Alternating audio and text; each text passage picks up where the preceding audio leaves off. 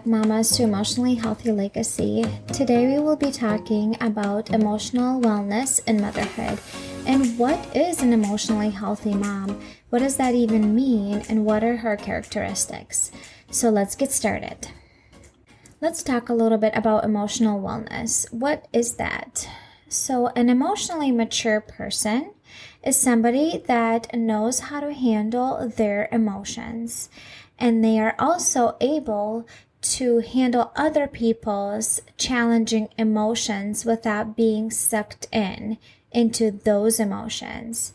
What I mean by that is if you're feeling frustrated or angry or annoyed or irritated, anything challenging like that, that you will be able to control your emotion first and stay in control. You can allow yourself to feel that, but not act on it in destructive ways or hurtful ways. And also when, let's say, your child is experiencing a similar emotion, you're able to show up for that person without getting pulled into that emotion. I think that's really common. It happens with anger. When someone is feeling angry, let's say your child is feeling angry and they start either throwing stuff or punching one of your other kids or hurting someone with their words or body, it is really, really difficult to step into the situation without getting sucked into that feeling. That's what would happen with me, with my oldest son. The feeling that I struggle with the most handling is anger.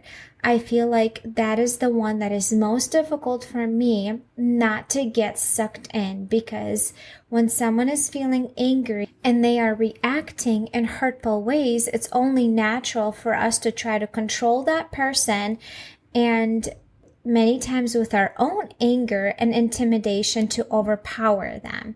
So for me personally, that is the hardest feeling, to not get sucked in when someone's feeling that around me and that energy is being transferred. So an emotionally healthy person will be able to handle their own emotion in a healthy way and then handle other people around them and respond in a healthy way to other people around them who are feeling difficult emotions and maybe are not handling their emotions in a healthy way. What is an emotionally healthy mom? So one of the characteristics that I want to talk about is she's able to recognize what emotion she is feeling without ignoring it. What that means is when I'm feeling frustrated, when I'm feeling overwhelmed, when I'm feeling anger, I can notice it and label it to myself without suppressing it. For example, I gave this example in a previous podcast when my son spilled soup in the living room floor. And just a few minutes before that, I told him not to eat in the living room. I told him to eat in the kitchen, and he chose not to listen. And then he spilled, and I obviously have to clean it up because a 5-year-old won't do a great job cleaning up soup from the floor, carpet floor. I was feeling frustrated. I was feeling angry. I felt annoyed. I felt disrespected. I did send my son upstairs to his room because it was just too much to have him next to me, and I needed some space for myself. I recognized what I was feeling. I did not ignore that feeling. I was feeling frustrated and I was feeling angry. And one of the things how you can recognize that emotion or validate that emotion to yourself without suppressing it is being mindful. And one of the phrases I use for myself is, this is what it is right now. I don't like it, but I will get through this. And that is a phrase that I kept telling myself as I was cleaning up the mess. This is what it is right now. I'm super frustrated. I don't like it, but I'll get through this. I was able to acknowledge the emotion without suppressing it, but I was able to also take deep breaths to calm my nervous system down so I wouldn't act on that anger and hurt my child. That number 2 is able to understand what she is feeling. Many times we're feeling, I like this term the most, I think, yucky. I got it from Rachel Bailey. She is another podcaster who talks more about emotional health in regarding to parenting and children as well. But one of the phrases that she uses is when you don't feel good internally, the word she uses is yucky. And I really like that word because you can put a lot of terms in there. Anything that has to do with sadness, frustration, hungry, tired, irritated, annoyed, out of control, anything that goes into the section of feeling yucky. So when I feel yucky, and sometimes I don't know why I feel that. And many times that is because over time, if we have learned to suppress our emotion and our feelings without acknowledging them, without giving them notice and room to feel, you will not know what you feel. You will not even understand what you feel. And that still sometimes happens to me. But because I have learned to allow myself to feel, I have learned to label my feelings, most of the time I can understand why I'm feeling the emotion. For example, I'm feeling frustrated in that situation with my son because the soup was spilled. I felt disrespected by my son. The soup was spilled and I need to clean up the mess. I was feeling frustrated and I knew why I was feeling frustrated. The next thing is able to own her feelings without blaming it on others. That is extremely hard to do.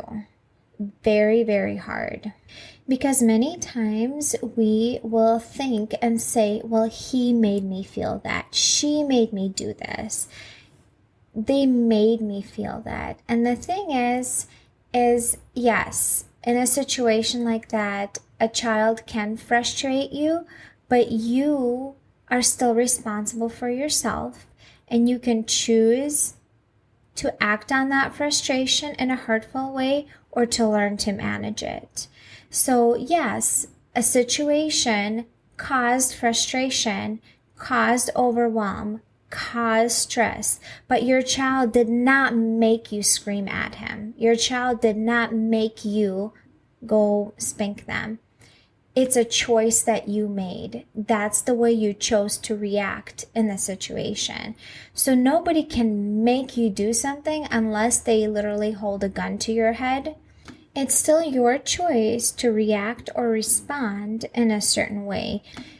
So an example of that would be, instead of saying, you made me angry, you can say, I feel angry. When you say, I feel angry, you own that feeling. You are responsible for that feeling and how you react or respond in that situation. And when you own your feelings, it also gives you power in how to handle those feelings and the ability to respond in a positive way. When you realize it's my choice to get angry at the situation or not, it's my choice to respond or react in the situation, that gives you power in how you handle the situation. It's up to me either to stay calm or to freak out. I get to make that decision. My child didn't make me scream. It was my decision. It was my choice to respond this way. But I tell you what, if you don't learn how to manage your feelings, you will feel out of control, like you can't control that feeling. And my child made me do it. For example, when our child is yelling or hitting someone else or doing something that really, really is triggering for us, it is normal as a human to get frustrated. When that happens, if you listen to previous episode on how our brain works, that shifts our brain from our thinking brain to our emotional part of our brain. When we are an emotional part of the brain, we cannot make positive choices. It's really, really hard to make a positive, logical decision, even though what we know what we should or shouldn't say. We end up saying things we don't mean and then what we regret later.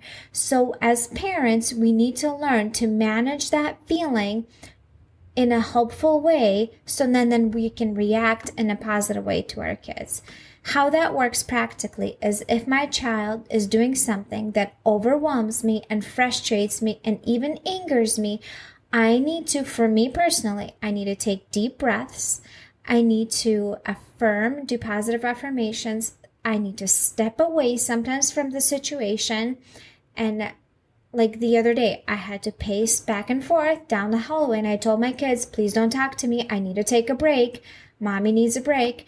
I just paced back and forth in downstairs hallway, telling myself, I've got this. I can do this. I can handle this. I've got this, as I'm deep breathing. I don't know why I was frustrated. I was frustrated for some reason, but I was able to own that without saying, it's my child's fault that I'm frustrated. No, I'm choosing to get frustrated at the situation. And I'm also choosing how to handle the situation without taking it out on my kids or responding in a hopeful way. Which this hits the next point on my list, is to manage your feelings in a hopeful way, because we all feel these difficult emotions: frustration, irritation, annoyance, anger. That is normal. And typically there's a reason why we feel that. If we look deeper, we're either overwhelmed, we're either stressed, we are either sleep deprived or hungry, or we're going through something rough and nobody validated what we're dealing with. We're trying to suppress our emotions, so then it comes out into our behavior. So that's why it is so important to learn how to manage your own feelings well. We can either have negative ways to manage our emotions by taking it out on others, or being negative, mean, or rude or disrespectful, or taking it out on yourself by having negative self-talk or stuffing the feelings, or not letting yourself process them and let them go. I've talked in other episodes about positive ways to manage your feelings is to acknowledge them, understand what you feel and why you feel, own them. Like, this is my feeling. This is not anybody putting that on me. This is my feeling. And then doing mindfulness, breathing, and to let them go. Sometimes in the moment, that's all we have time for, because we're dealing with chaos and overwhelm. We can't sit down and journal and walk away, and that's life. That's normal. I mean, I live in that too. But many times we can, in the moment, take a break. I do this often. I tell my kids, I'm feeling really frustrated right now. I need to take a break. I don't want to yell at you. I need to walk away and take a break. If everyone is physically safe, I walk away to a different part of the house. I do some deep breathing. I affirm myself. I've got this. I can do this. This is what it is right now. I don't like it. I'll get through this. I say, God, please help me. I'm really, really struggling right now. I'm super overwhelmed and frustrated. I don't want to yell at my kids. Please help me with this difficult feeling emotion. And as I'm doing that's the practical thing that every mom needs to know and use is deep breathing. Why? Because it calms your nervous system down. You're able to calm down when you are doing deep breaths. When you're doing slow breaths, you're calming down, and your thinking brain is able to turn on, and you're able to respond better than you normally would. The next thing is that recognizing your limits as a human. You are not an unlimited well of water that can constantly give to your family without replenishing it. You will run out. And when you run out, that's when we respond negatively. That's when we feel bitter and resentment, because we all have limits. We have physical limits. Our body needs rest. We have emotional and mental energy that has limits. And when we are depleted, we do not respond positively. We're not superhumans. And if we try to be, we will fail and end up collecting stress inside ourselves that will come out eventually in health issues or mental issues. I don't think any of us really wants that. So what we need to do is protecting our energy levels and sanity by setting boundaries, limits, and asking family for help. What that looks like for me, I know that starting this podcast, starting an online business, it takes time. It requires energy. It requires my mental energy, it requires my emotional energy, it requires my physical energy. And I cannot do everything on my own. That's why I ask my husband for help. I ask my mother-in-law for help. My sister comes once a week and she helps me. My parents take the kids one morning a week and they help me. I ask for help because I cannot do everything around the house, take care of everything, all my children, all their needs, and then run an online business with full sanity, full energy, physical, emotional, and mental and spiritual energy. I can't. I'm not a superhuman. It will run out. And I recognize my limits, that I can't do this all on my own, and I ask for help. Why? I can either be frustrated, irritated, annoyed, overwhelmed, stressed out, trying to get it all done myself, or I can ask for help from people that love me, and to them it's not a burden to show up and help me out because they love and care for me and they support me in what I'm doing. And it can take some of that load off of me, and then I can show up better for my family. I want to touch a little bit about boundaries. That is a whole new subject in its own. But boundaries in family life, when it comes to kids and functioning at your best. For example, we have boundaries with bedtime. My kids go to sleep at a certain time. I have boundaries with alone time. This is mommy's alone time. I have alone time until 7 o'clock in the morning. Unless my kids are sick or something is really tragic going on, if they wake up early, they come downstairs, they give me a hug, I tell them good morning, I ask them how they're doing, and then I ask them to go back upstairs until 7 o'clock. They can either lay on my bed or they can go to their room and play quietly. That's a boundary.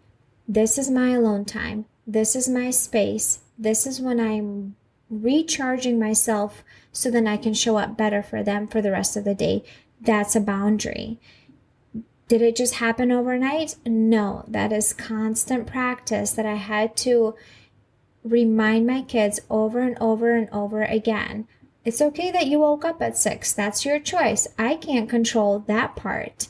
If you woke up at 6 or 7:15. What I can control and set boundaries to protect my energy is you can be awake, but you need to be upstairs and play quietly in your room because this is mommy's time. If I show up for myself and replenish my cup, I will be able to show up better for them. Also, that's an example of alone time. Or what I use with my 3.5-year-old, I have a timer that he sees, and it's like a color timer that I just got off of Amazon. I'm sure you can find it. You set a timer for like 30 minutes. It goes up to an hour, and it like turns red. And as the time goes down, the red part decreases. So he does really well understanding a timer like that. And so I can tell him, okay, this is time for you to play in your room. So when the timer rings, you can come out and we can, play together, or you can watch cartoons. But this is mommy's alone time. I use that when I work in the middle of the day. So those are setting boundaries with, for example, with your kids. Also with people visiting. I don't know if you have anybody in your life that just visits to your house without asking and just shows up. Some people are okay with that. I personally need a heads up. I need you to check in with me before you just show up to my house unpredictable, which actually doesn't really happen in my situation. Most of the people that are in our lives usually check in and say, hey, can we show up? Can we come over and stop by? But that's another thing that you can set boundaries with, because if you have people in your life that just show up without asking in advance, and they drain your energy that way and your time, you need to set boundaries with that because it's not unlimited. Your energy, your mental energy, your emotional and physical energy has limits, and you need to protect that if you want to show up in the best version of yourself.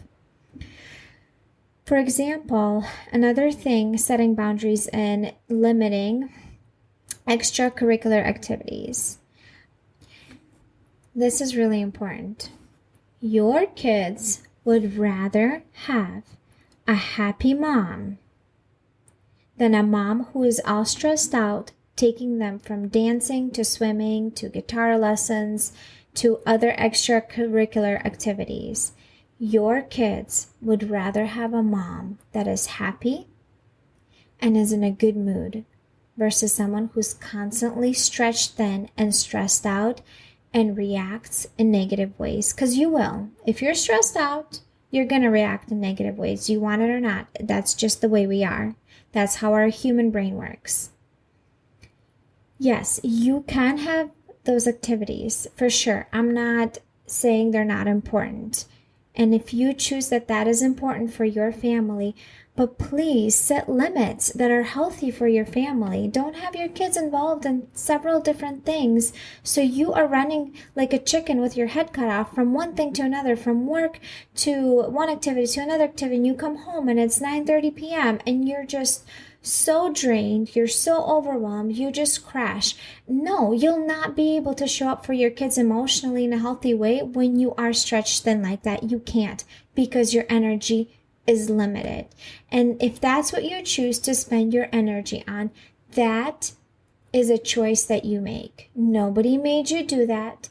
If you feel guilty for saying no to your kids for some reason, that is something that you need to address and process. Journal about it.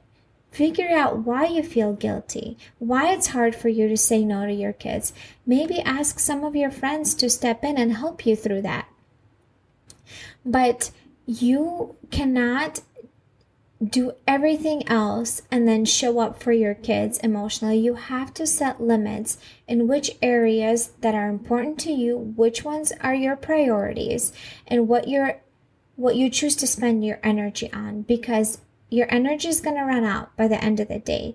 And either you spend it driving your kids from one activity to another, or you spend your energy making a gourmet meal for your family, or you spent your energy going to the gym and working out and doing that, or you spend your energy, watching TV, I don't know, or you spend your energy connecting with your kids. That is a choice that you make.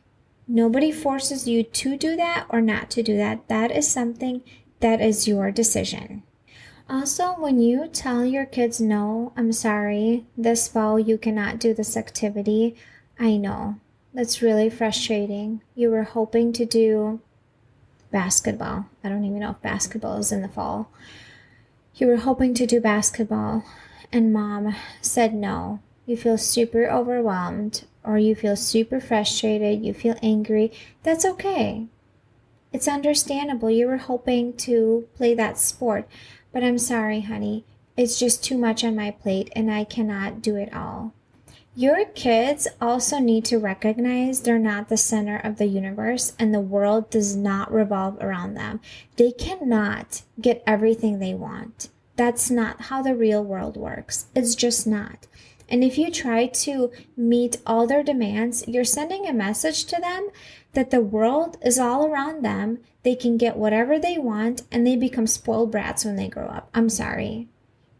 That's not what I want for my kids when they become adults. If you choose to do that, that's your decision. If you think that's valuable for your family, I'm not judging you. That's just not something I value for my family. All right, the next part is handling your kids' big emotions without being sucked into them. So the big thing about that is understanding how the human brain works with emotions. We talked about this in previous episode. I believe it's number 1 episode about how the human brain works when it comes to emotions. When you learn to manage your emotions and you're emotionally grounded and calm, then you're able to handle your kids' emotions without being sucked into them. When you are under stress and depleted, energy-wise, we as humans, cannot show up for our kids in positive ways. We want to, but we just can't. And we need to understand that. As much as I want to show up for my kids, if I am drained, I will not be able to do that. We talked about this earlier, recognizing that your child is struggling. They're not being a problem to you because they just want to annoy you, frustrate you, irritate you, piss you off, or whatever you might be thinking. They are struggling themselves, and they have this big emotion that they don't know how to handle or haven't learned or trained their brain how to handle in a helpful way, and they just need your support and help through that feeling. All right, and the last thing that I want to mention is that you need to recognize, as an emotionally healthy person, that the effects of your past and the family of origin that you grew up really affects your present and the way you are as a human right now and how you react and respond. For example, the way you handle conflict in the family you are now has a lot to do with the family you grew up in. Either conflict was shoved under the rug and we just kind of ignore it and don't even talk about it, or people blow up, scream, yell, and hurt each other with their words and maybe their bodies. And then another thing is handling their big emotions. How is your family handling big emotions? Were people taught to stuff them down, or were people expressing them in a hurtful way, or were they acknowledged and validated and calmly discussed and talked about and taught how to handle them in a healthy way? Your family, the way you grew up, the way your parents handled things, if you want it or not, it's going to affect the way you are now. It just is. That's how we are. That's what we know. That's what our brain remembers. That's what our brain automatically does, one or the other. We also all have triggers, and our past has a lot to do with it. The way we were raised is part of who we are, and even if we are believers and have been saved, your past and your family of origin still has a lot to do who you are. Yes, we are a new creation in Christ, but the way you handle your frustration and resentment is the same unless you get emotionally healthy. You still either stuff your emotion or take it out on others. And even though you are a believer and a new creation in Christ, if you didn't learn how to handle it in a healthy way, you're going to fall back on the patterns of the way it was done in the family you grew up in. All right, here are the takeaways from this podcast today. Being an emotionally healthy individual involves recognizing your feelings, understanding them, and owning them. Number 2, there are positive ways to release the negative emotions, such as breathing, being mindful, journaling, and talking about it when you are not emotionally charged. Because if we're trying to release our emotion when we are feeling very negative on the inside, many times we say things we don't mean. If you don't learn how to handle your big feelings in a helpful way, you will not be able to handle your children's feelings, and you will teach them to stuff them down, or you will set them an example of handling feelings in hurtful ways, because that's what you do, because you were never taught how to handle it in a helpful way. If this has been helpful for you, if there's any information that was like, oh my gosh, this just spoke to me, I want to learn more about this, please reach out to me at Emotionally Healthy Legacy on Instagram. You can direct message me and let me know what stood out to you, what you want to learn more about. If this information is helpful, if this has been mind-blowing for you, because it was for me when I was learning all of this information at first, I was like, whoa, why have I not learned this before? This is so helpful and useful to know. And if you know of anybody in your life who will benefit from this, who will find it useful and it will help them in their journey in parenting, you can pass this podcast on to them. I will see you ladies next time.